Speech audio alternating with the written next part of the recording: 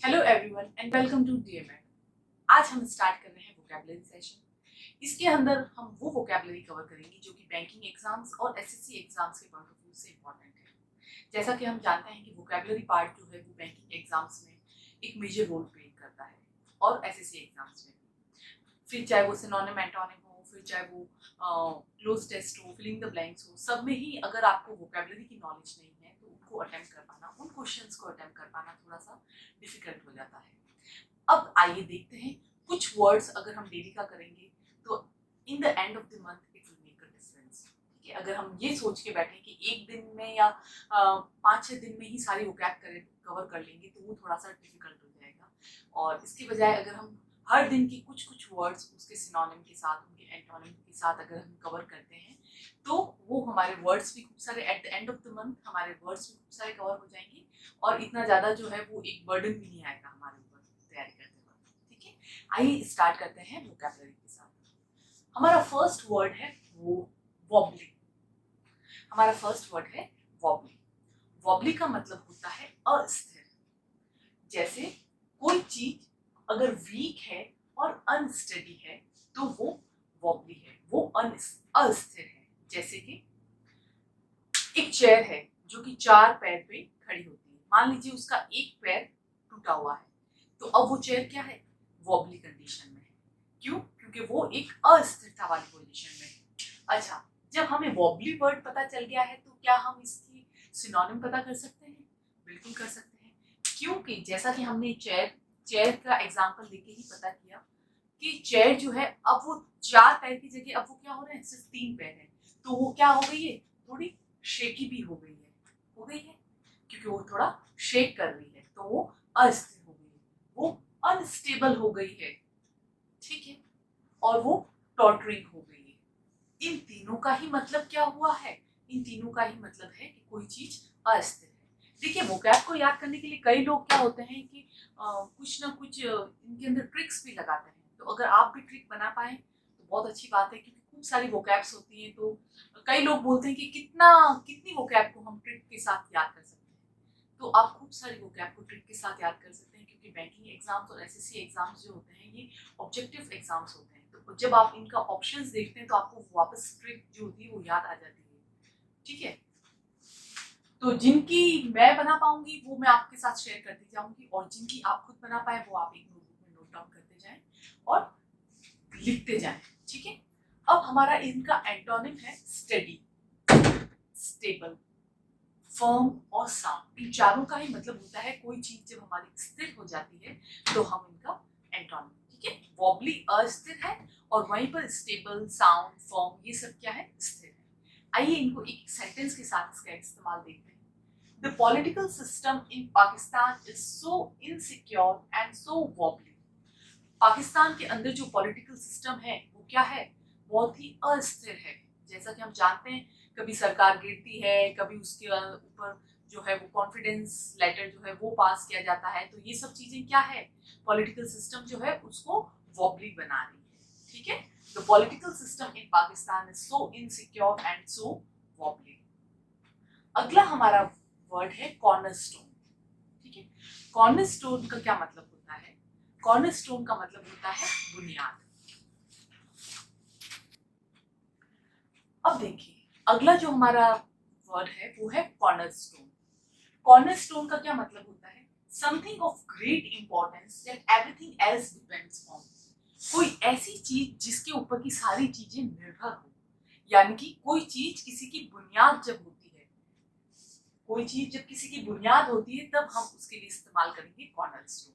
ठीक है, अब कॉर्नरस्टोन का हम सिनोनिम अगर हम माने, जैसा कि हमने कह दिया, ऐसी कोई चीज जिसके ऊपर की सारी चीजें डिपेंडेंट हो, उसके ऊपर टिकी हुई हो, वो बुनियाद होती है। तो उसका हमारा हम सिनोनिम क्या लेंगे, फाउंडेशन। बिल्कुल सही है, किसी भी चीज की जड़ जो होती है, फाउंडेशन जो होती है, सतह जो होती है। ठीक है, हार्ट, कई बार हम बोलते हैं ना, he is the heart of the family, मतलब वो उस फैमिली की एकदम मतलब जड़ है। इसके लिए भी हम क्या वर्ड यूज कर रहे हैं, हार्ट। की स्टोन कहते हैं ना यार, किसी की भी प्लानिंग का हमें की स्टोन पता चल जाए, मतलब कि मेन पॉइंट हमें पता चल जाए, बुनियाद हमें पता चल जाए, मेन स्टे। ठीक है, तो ये वर्ड्स हैं हमारे कॉर्नरस्टोन के सिनोनिम। और वहीं पर अगर हम इसके एंटोनिम की बात करें तो वो है ऑक्सिलरी, मतलब बेबुनियाद। वहीं पर एक एग्जांपल लेके देखते हैं। Hard work is the cornerstone of success, यानी सक्सेस की बुनियाद क्या है? Hard work. अगला हमारा वर्ड है एक्सपीडिएंट, ठीक है। जैसे of an action convenient and practical although possibly improper और इमोरल, ठीक है। ऐसा कोई काम, ऑफ एन एक्शन, किसी के एक्शन के थ्रू ऐसा कोई काम जो कि कन्वीनियंट रहा हो और प्रैक्टिकल रहा हो, भले ही वो थोड़ा सा इम्प्रॉपर हो और इमोरल हो, मतलब कि उसके अंदर ज्यादा लीगल लॉजिक नहीं हो, या हो सकता है वो लीगल ना भी हो ज्यादा, लेकिन वो फायदेमंद रहा हो, तो उसके लिए आपने क्या वर्ड यूज किया? एक्सपीडिएंट, ठीक है। अब एक्सपीडिएंट आपने यूज किया है तो इसका हमारा सिनोनिम क्या है? हमारा सिनोनिम है कन्वीनियंट। कन्वीनियंट हम जानते हैं कोई चीज जो काम करने में सुविधाजनक होती है, कोई चीज जो हम कहते हैं ना कि यार तुम्हें जो भी रास्ता कन्वीनियंट लगे आप उससे आ सकते हो, या तुम्हें जो भी रास्ता सुविधाजनक के तौर पे भी हम कन्वीनियंट वर्ड को यूज कर रहे हैं, और यहाँ पे हम एक्सपीडिएंट के सिनोनिम फायदेमंद के तौर पे भी हम कन्वीनियंट को यूज कर रहे हैं। अगला है एडवांटेजियस, ठीक है। फिर है प्रैग्मेटिक। प्रैग्मेटिक वर्ड को हम ज्यादातर प्रैक्टिकल के साथ भी यूज करते हैं। कोई भी चीज जब हम बताना चाहते हैं कि वो उसका प्रैक्टिकल यूसेज क्या है, तब भी हम प्रैग्मेटिक वर्ड को यूज करते हैं। और अगला है सूटेबल। तो ये है हमारे एक्सपीडिएंट के सिनोनिम्स। और वहीं पर हम अगर इसके एंटोनिम की बात करें तो अनएडवाइजेबल, इनजुडिशियस और इम्पॉलिटिकल, ठीक है। ये वर्ड्स हमारे क्या है? इसके एंटोनिम्स हैं। आइए एक सेंटेंस के साथ इसको देखते हैं। The government found it expedient to relax censorship a little. Government को बहुत ही एक्सपीडियंट लगा सेंसरशिप की थोड़ा सा रिलैक्स कर देना, यानी कि सेंसरशिप के रूल्स को थोड़ा सा लूज कर देना गवर्नमेंट के लिए क्या था? एक्सपीडियंट था, यानी फायदेमंद था, ठीक है। अब हमारा अगला वर्ड है एग्नाइजिंग। एग्नाइजिंग का क्या मतलब होता है? एग्नाइजिंग का मतलब होता है हृदय विदारक। कई बार आपने अखबार में ऐसी खबरें सुनी होगी जिनके ऊपर लिखा हुआ आता है कि कुछ हृदय विदारक तस्वीरें देखकर, जो भी आगे कोटेशन होता है उसके आगे लिखा हुआ आता है हृदय विदारक। इसका मतलब कुछ ऐसी चीजें या कुछ ऐसा, चाहे वो पिक्चर्स हो, चाहे वो एक्शंस हो, चाहे वो वर्ड्स हो, कुछ ऐसी चीजें जो कि ग्रेट सैडनेस वाली फीलिंग्स लेके आती हैं, causing feelings of great sadness. ऐसी जो चीजें होती है उनके लिए हम यूज करते हैं एग्नाइजिंग, ठीक है। इसका सिनोनिम क्या होगा? हार्ट ब्रेकिंग, डिस्ट्रेसिंग, हैरोइंग और ट्रेजिक।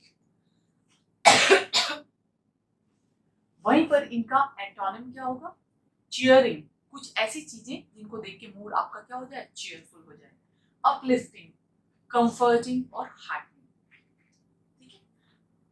एग्जांपल देखते हैं। His final years in hospital were tragic, comic and agonizing. यानी उसके जो फाइनल ईयर्स थे हॉस्पिटल में वो बहुत ही देखने में बहुत ही दुख महसूस होता था, बहुत ही एगनाइजिंग फील होता था हमें वो देखकर, ठीक है। अगला है आपका रेमिफिकेशन।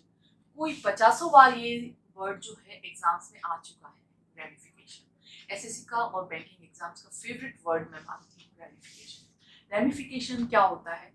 अ पॉसिबल इफेक्ट और रिजल्ट ऑफ एन एक्शन और अ डिसीजन। कोई भी एक्शन जो लिया गया है, कोई भी डिसीजन जो लिया गया है, या कोई भी इफेक्ट जो कोई भी एक्शन जो लिया गया है और कोई भी डिसीजन जो लिया गया है, उसका क्या पॉसिबल इफेक्ट हो सकता है, उसके क्या प्रभाव हो सकते हैं, उसी को हम बोलते हैं रेमिफिकेशन। सिंपल सी बात है, कोई भी काम अगर आप करते हैं तो उस काम का आपका क्या प्रभाव होगा, उसी को हमने रेमिफिकेशन कहा है। इसका सिनोनिम क्या होगा? इफेक्ट, बिल्कुल ठीक है। इम्प्लीकेशन, बिल्कुल ठीक है। और रेपरकशन, ठीक है। ये है इनके सिनोनिम। आइए एग्जांपल के साथ देखते हैं। They fail to consider the wider ramification of their actions, यानी कि वो अपने जो भी उन्होंने एक्शंस लिए थे उनका क्या प्रभाव हो सकता है, उस चीजों को वो लोग कंसिडर करना भूल गए थे, ठीक है। जैसे मान लीजिए कि कोई छोटे बच्चे जो होते हैं वो छत से डायरेक्ट जंप कर देते हैं नीचे की तरफ, ठीक है ना, लेकिन वो क्या करते हैं, वो इस चीज का कंसिडर नहीं करते कि हम जब इतना ऊपर से गिरेंगे तो हमारे कितनी लगेगी, है, तो ये एग्जांपल उनके ऊपर बिल्कुल परफेक्टली सूट होता है। They fail to consider the wider ramifications of their action. कौन? चिल्ड्रन। जब वो जंप करते हैं तो वो उसका अपने उनके एक्शन का क्या रेमिफिकेशन होगा, क्या इफेक्ट होगा, वो इस चीज को कंसिडर नहीं करते हैं। ठीक है, अगला है हमारा क्रीडेंस। मोस्ट पॉपुलर क्वेश्चन है, चाहे ये क्रीडेंस के फॉर्म में आएगा, चाहे क्रेडिबिलिटी के फॉर्म में आएगा, किसी ना किसी फॉर्म में ये एसएससी एग्जाम और बैंक एग्जाम में आता है। ठीक है, क्रीडेंस। क्रीडेंस का मतलब होता है विश्वास, the belief that something is true. ऐसा मानना कि कोई चीज सत्य है, कोई चीज सही है, उसी को हमने बोला है क्रीडेंस। इसी का सिनोनिम है क्रेडिबिलिटी, कॉन्फिडेंस, रिलायंस और फेथ। चारों वर्ड का ही मतलब होता है विश्वास। वहीं पर इसका एंटोनिम है डिस्ट्रस्ट, अनसर्टेनिटी, मिसगिविंग और डिसबिलीफ। देखते हैं, एग्जाम्पल देखते हैं। I don't give any credence to these rumours. मतलब कि मैं इन रूमर्स को बिल्कुल भी क्रेडेंस नहीं देती हूँ, यानी कि मैं इन रूमर्स पे बिल्कुल भी विश्वास नहीं करती। ठीक है, अगला है आपका यूसर्प। यूसर्प क्या होता है? किसी को भी अपनी पोजीशन से हटाकर उस चीज पर अधिकार करना। ठीक है, आई बात समझ में? Take a position of power और इंपॉर्टेंस इलीगली और बाय फोर्स। मतलब किसी की पोजीशन को पावर से हटाना इलीगली या फिर फोर्सफुल तरीके से, उसको हमने बोला है यूसर्प। इसका सिनोनिम की अगर हम बात करें तो होता है ओवरराइड, हटा के उसके ऊपर अपना कब्जा करना, ओवरराइड। सुपरसीड, डिस्प्लेस, आउस्ट और टॉपल, इन सब का ही मतलब क्या है? काफी अच्छा वर्ड है और काफी अच्छे सिनोनिम है। उम्मीद की जा सकती है कि इस बार इनमें से कोई आ जाए। ठीक है, यूसर्प बहुत कॉमन भी है और इन दिनों में काफी इन भी है ये वर्ड। ठीक है, एग्जांपल देखते हैं। He was hanged for plotting to usurp the king. इसका मतलब उसे फांसी पे क्यों लटकाया गया? क्योंकि वो प्लॉटिंग कर रहा था, मतलब वो प्लान कर रहा था कि राजा को अपनी गद्दी से हटा दिया जाए। ठीक है, he was hanged for plotting to usurp the king। ठीक है, ये है हमारे आज के कुछ वर्ड्स। आपको ये वीडियो कैसा लगा हमें हमारे कमेंट बॉक्स में बताइए, और इन वर्ड से रिलेटेड अगर और भी कोई इन्फॉर्मेशन आपके पास है तो आप हमें हमारे कमेंट बॉक्स में बता सकते हैं। देखते रहिए डियर मैडम।